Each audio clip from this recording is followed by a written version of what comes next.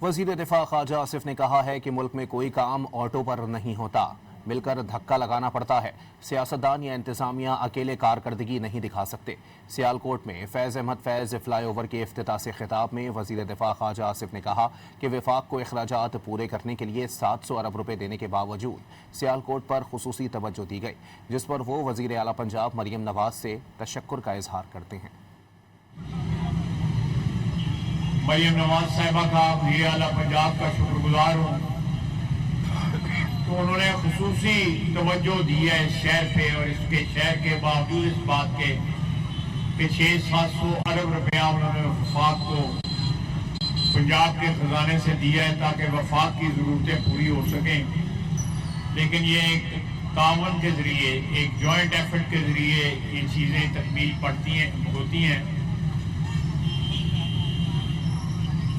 automatically या खुद ब खुद जो है ऑटो के ऊपर पाकिस्तान में कुछ नहीं चलता जिन्हें तक धक्का ना लाओ, और धक्का जड़ा है